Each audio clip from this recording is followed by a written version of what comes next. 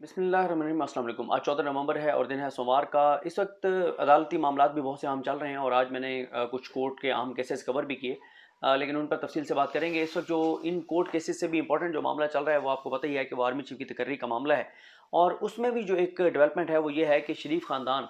जो हमेशा अपने जो मोहसिन हैं उनकी पीठ में छुरा घूमते हैं और उन्होंने फिर एक नया खेल जो है वो शुरू कर दिया है। और इस बार ये वो काम कर रहे हैं जो इन्होंने जनरल रहील शरीफ साहब के वक्त उनकी रिटायरमेंट के बाद किया था, लेकिन जनरल बाजवा जो हैं उनके होते हुए इन्होंने वो काम शुरू कर दिया है। और वो काम यह है कि इन्होंने अपने जो हामी साफ़ी हैं उनके ज़रिए एक मुहिम शुरू करवा दी है कि जनरल बाजवा जो हैं वो तो बहुत ज़्यादा मिन्नत तरला कर रहे हैं एक्सटेंशन लेने के लिए, लेकिन नवाज शरीफ ने एक्सटेंशन देने से इनकार कर दिया है। और नवाज शरीफ को ज़ाहिर है ये असल में तो बताना चाहते हैं कि नवाज शरीफ बहुत ताकतवर हैं और वो जो इनका एक पॉलिटिकल नैरेटिव होता है कि आज भी मुल्क की सियासत के फैसले नवाज शरीफ कर रहे हैं। हालांकि पाकिस्तान में हर बाशऊर पाकिस्तानी जानता है कि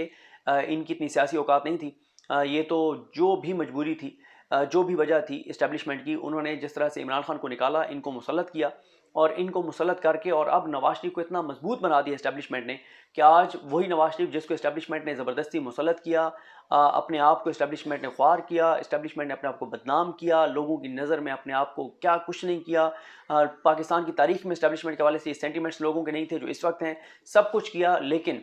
इन्होंने एहसान का बदला क्या दिया कि जनरल बाजवा साहब के होते हुए उनकी रिटायरमेंट से 15-20 दिन पहले ही ये कंपेन शुरू करवा दी गई। ये बिल्कुल उसी तरह से है जैसे जनरल रहील शरीफ साहब जब वो रिटायर हुए, उनकी रिटायरमेंट के बाद से आज तक ये यही कहते हैं कि जनाब रहील शरीफ जो हैं वो एक्सटेंशन चाहते थे। रहील शरीफ ने कहा कि मैं पनामा ख़त्म करवा दूंगा, मैं डॉन लीग्स ख़त्म करवा दूंगा, मैं ये कर दूंगा, मैं वो कर दूंगा। और मुझे एक बात की समझ नहीं आती, इन पर चले मजीद बात करते हैं कि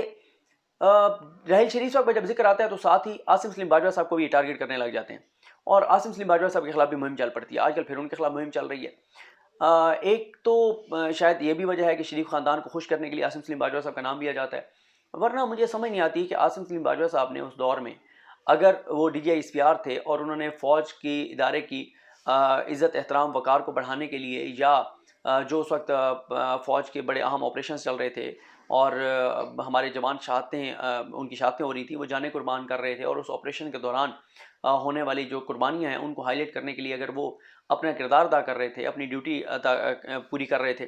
तो इससे तकलीफ़ क्या है, इस बात से तकलीफ़ क्या है? तकलीफ़ मैं हैरान होता हूँ, बड़ी छोटी-छोटी चीज़ें जिनके ऊपर शरीफ ख़ानदान को बड़ी तकलीफ़ है आज तक। मतलब वो ये कहते हैं कि जनाब उस दौर में राहिल शरीफ साहब की खबर जो है वो मेन खबर होती थी और वज़ीर-ए-आज़म की खबर छोटी लगती थी। भाई अब बात यह है कि अगर मेन ऑपरेशंस उस दौर में हो रहे हैं और कुर्बानियाँ दी जा रही हैं, उस वक्त आर्मी चीफ के बयानात अगर मेन लग रहे हैं, तो ज़ाहिर है वो खबर अगर वो बड़ी थी तो वो बड़ी खबर लग रही थी। लेकिन आज तक तकलीफ़ है कि उस वक्त जी जनरल रहील शरीफ की खबरें बड़ी लगती थी, मियाँ साहब की खबरें जो है वो छोटी लगती थी। फिर ये है कि क्योंकि वो ज़ाहिर है डॉन लीग का दौर था और वो फ़ौज का मौक़िफ़ DGI इस्पियार के तौर पर दे रहे थे, तो ज़ाहिर है वो तो फ़ौज की जो पॉलिसी थी उसको बयान कर रहे थे, तो उनका कोई ज़ाती तो आपके साथ कोई मामला नहीं था। लेकिन मसला यही है कि अभी देखें जनरल फैज़ हमीद साहब को जिस तरह से टारगेट किया गया और अब तक किया जा रहा है, वो भी अगर उन्होंने कोई चीज़ वो कर रहे थे, इनके नज़दीक अगर वो ठीक नहीं थी, जिस पे इनको एतराज़ है, तो वो कोई ज़ाती हैसियत में तो नहीं कर रहे थे, तो इदारे की पॉलिसी थी। आज आप उसी इदारे को पहले डिफेंड करते रहे, आप बार बार कहते रहे कि इमरान खान बड़ा जुल्म कर रहा है, ज़्यादती कर रहा है, बड़ी ये गलत बात है इदारों पर हमले करने। अब आपने फिर वही काम शुरू कर दिया है, आपने फिर जनरल बाजवा साहब पर हमले शुरू कर दिए हैं और आप अपने सहाफ़ियों के ज़रिए उनके खिलाफ पूरी कंपेन चलवा रहे हैं। अभी तो मैं बहुत सारी चीज़ें मैं बयान नहीं करना चाहता क्योंकि मुझे अंदाज़ा है कि उनका बहुत नेगेटिव इम्पैक्ट आएगा और लगेगा कि शायद मैं भी उस एजेंडे का हिस्सा हूँ, मैं भी उस मुहिम का हिस्सा हूँ जो इस वक्त जो आर्मी चीफ के उम्मीदवार हैं, उनमें से एक उम्मीदवार फैज़ साहब को पहले कंट्रोवर्शियल बनाया गया और फिर इन्होंने खुद ये किया कि आसिम मुनीर साहब की तारीफ़ें की। ज़ाहिर है जब ये आसिम मुनीर साहब की तारीफ़ मरीम नवाज़ और नवाज शरीफ करेंगे तो लोगों के अंदर रिएक्शन आएगा और अपने हामियों के ज़रिए उनके हक़ में कंपेन चलवाएंगे तो रिएक्शन आएगा। लेकिन उसके बाद सैयद शमशाद साहब के हवाले से जिस तरह की बहुत ही खौफनाक किस्म की चीज़ें उनके हवाले से एक मुहिम जो है वो शुरू की गई है शरीफ ख़ानदान ने अपने हामी साफ़ियों के ज़रिए। मैं आपको बता रहा हूँ कि मैं उस चीज़ को दोहराऊँगा भी नहीं, 29 नवंबर तक नहीं दोहराऊँगा। کہ وہ کیا ہے، اگر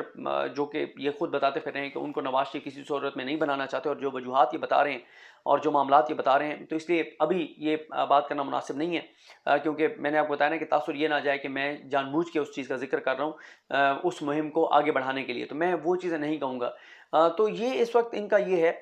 کہ عاصم منیر صاحب کے حق میں رائٹ ہے نون لیگ کا، کہ اگر وہ عاصم منیر صاحب کے حق میں کمپین چلوا رہے ہیں، رائٹ ہے، میں بالکل یہ نہیں کہتا کہ وہ نہ چلوائیں، بالکل چلوائیں، لیکن آپ سعید شمشاد صاحب کے حوالے سے مطلب میں اب حوالہ میں مثال بھی نہیں دینا چاہتا، آپ سمجھ جائیں گے کہ وہ کیا کمپین ان کے خلاف چلوا رہے ہیں، تو پھر کسی اور موقع پہ بات کریں گے۔ لیکن آپ دیکھیں انہوں نے لندن میں بھی یہی کام کیا، یہاں پہ بھی یہی کام کیا، چوڑے ہوئے پھر رہے ہیں، صحافیوں سے ملتے ہیں، انہیں کہتے ہیں بڑا مانگ رہا ہے ایکسٹینشن، میاں صاحب نے انکار کر دیا، میاں صاحب ڈٹ گئے، میاں صاحب نے کہا ایسی تیسی، اس طرح کی باتیں آپ کرتے پھر رہے ہیں آپ، اور ساتھ ہی آپ صرف یہ دکھانے کے لیے کہ میاں صاحب ماشاءاللہ بڑے جرت والے ہیں، بڑے میاں صاحب ڈٹ جانے والے ہیں، لڑ جانے والے، اتنی میاں صاحب کی اوقات ہوتے تو میاں صاحب ڈیل کر کے پاکستان سے نہ بھاگ کے گئے ہوتے، جعلی رپورٹیں کر کے پاکستان سے نہ گئے ہوتے، بیماری کا بہانہ کر کے نہ گئے ہوتے۔ یہاں پہ انہوں نے جس طرح سے اتنے ان کے اپنے جو ہے وہ ان کی جس طرح سے والدہ کا معاملہ تھا، وہ ان کی تدفین کے لیے پاکستان نہیں آئے، تو اس لیے یہ کہنا اور یہ مہم چلوانا، یہ میرا خیال ہے احسان فراموشی ہے، اور شریف خاندان ہو اور اپنے محسنوں کے پیٹھ میں چھرا نہ گھونپے، یہ ہو نہیں سکتا۔ تو میرا خیال ہے کہ باجوہ صاحب کو بھی بات دیکھنی چاہیے کہ آپ نے کن لوگوں کو مسلط کیا، قوم نے تو جو قیمت ادا کرنی تھی وہ کی ہے، اور جو قوم قیمت ادا کرے گی وہ ظاہر ہے وہ اس کا تو اور اس کا کوئی اور حل نہیں ہے، کوئی شارٹ کٹ نہیں ہے۔ پچھلے 8 ماہ میں ملک کے ساتھ جو ہوا ہے، شاید پچھلے 70 سال میں یہ ملک کے ساتھ نہیں ہوا، پچھلے، کیونکہ میں اس لیے کہہ رہا ہوں کہ پچھلے 70 سال میں ادارے کے حوالے سے، اسٹیبلشمنٹ کے حوالے سے لوگوں کے یہ سینٹیمنٹس نہیں تھے جو پچھلے 8 ماہ میں ہوئے ہیں۔ کس وجہ سے؟ صرف یہ کہ شہباز شریف کو وزیر اعظم رکھنا ہے، اور اس کے لیے اسٹیبلشمنٹ نے اپنے آپ کو مطلب کھل کے اسٹیبلشمنٹ نظر آئی ہر کردار میں، اور اتنا تو اسٹیبلشمنٹ مارشل لا میں ایکسپوز نہیں ہوئی جتنا شہباز شریف کو وزیر اعظم رکھنے کے لیے۔ تو اگر آپ کی ضد یہ تھی کہ آپ نے عمران خان کی نفرت میں اور دشمنی میں یہ کیا ہے، تو پھر تو آپ زیادہ ڈیزرو کرتے ہیں کہ آپ کے بارے میں یہ کمپین کرے شریف خاندان، جو انہوں نے کمپین شروع کر دی ہے۔ تو بات یہ ہے کہ گو کہ شریف خاندان کی اوقات سب کو پتہ ہے،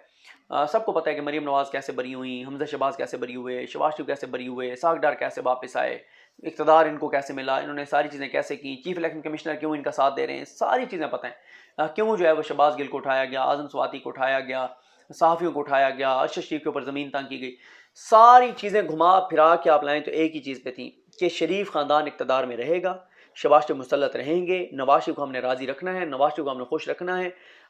قوم قیمت جو ادا کرے گی کرے، ملک کو جو قیمت ادا کرنی پڑے کوئی مسئلہ نہیں ہے، نواز شریف کو ہم نے راضی رکھنا ہے، شہباز شریف کو ہم نے مسلط رکھنا ہے۔ تو پھر یہ تو پھر ہونا تھا۔ شریف خاندان نے ہمیشہ کیونکہ یہ وہی شریف خاندان ہے جنہوں نے جنرل ضیاء الحق صاحب، جن کا جو جنرل ضیاء الحق نہ ہوتے تو آج میاں صاحب پتہ نہیں کسی چھوٹی موٹی فیکٹری میں بیٹھ کے کچھ کر رہے ہوتے، ان کے بارے میں میاں صاحب نے احتساب عدالت میں اپنے بیان دیتے ہوئے کہا تھا کہ جج صاحب بلائیں ان ڈکٹیٹرز کی روحوں کو جنہوں نے اس ملک میں مارشل لا لگایا، جو اس ملک میں مسلط رہے، جو زندہ ہیں ان کو زندہ بلائیں، جو دنیا سے چلے ان کی روحوں کو بلائیں۔ میں نے اس وقت بھی یہ ویڈیو کی تھی کہ یار میاں صاحب آپ مطلب اب اس حد تک گر گئے ہیں کہ آپ اب جنرل ضیاء الحق کی روح کو بلانا چاہتے ہیں۔ اور میں نے اس وقت خیر ایک لیٹر لکھا تھا، وہ کسی وقت آپ کو سناؤں گا اپنی کسی ویڈیو میں، میاں شریف کا عالم ارواح سے خط، اس میں نے یہی کہا تھا کہ میاں شریف کو وہاں پہ جا کے جنرل ضیاء الحق کی روح نے کہا ہے کہ اب تمہارا بیٹا میری روح کو بلانا چاہتا ہے عدالت میں، تو پھر اسے بتا دو کہ پھر میں وہ چیزیں بھی بتاؤں گا جو شاید وہ کسی کو نہ بتاؤں۔ تو یہ ساری صورتحال ہے۔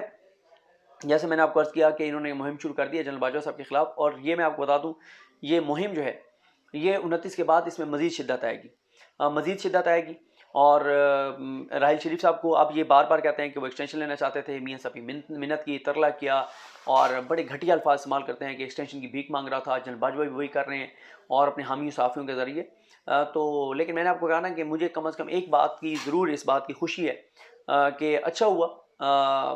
نتیجہ بھگتنا چاہیے جن لوگوں نے یہ کیا ان کو مسلط کرنے کے لیے، تو اچھی بات ہے جتنا جلدی ان کو اس بات کا نتیجہ مل جائے کہ جن کو ہم نے مسلط کیا ہے، جن پہ ہم نے احسان کیا ہے، تو وہ حضرت علی کا قول ہے کہ جس پہ احسان کرو اس کے شر سے بچو، تو یہ ان کا شر جو ہے وہ شروع ہو چکا ہے، اور سب سے پہلا نشانہ جو ہے وہ جنرل باجوہ صاحب ہیں، اور اب انہوں نے کہنا شروع کر دیا کہ دیکھیں جنرل فیض نے جو کیا تھا وہ اس نے ذاتی کیپیسٹی میں تو نہیں کیا تھا، اس سے تو جنرل باجوہ نے کرایا تھا، تو ہم چپ تھے، کسی وجہ سے چپ تھے، اور یہ کہا بھی تھا میر جاوید لطیف نے کہ ہمارا ووٹ کو عزت دو کا بیانیہ جو ہے وہ ہے اس پہ ہم خاموش ہوئے ہیں، وہ ختم نہیں ہوا۔ تو یہ انہوں نے اب مہم شروع کر دی ہے، راحیل شریف صاحب کے خلاف بھی باتیں کر رہے ہیں، باجوہ صاحب کے خلاف ابھی ڈائریکٹ باتیں نہیں کر رہے، انڈائریکٹلی کروا رہے ہیں اپنے صحافیوں کے ذریعے، اور عاصم سلیم باجوہ صاحب سے تو ویسے ان کو بڑی تکلیف ہے، آج تک سمجھ نہیں آئی کہ ان کو تکلیف کیا ہے۔ شاید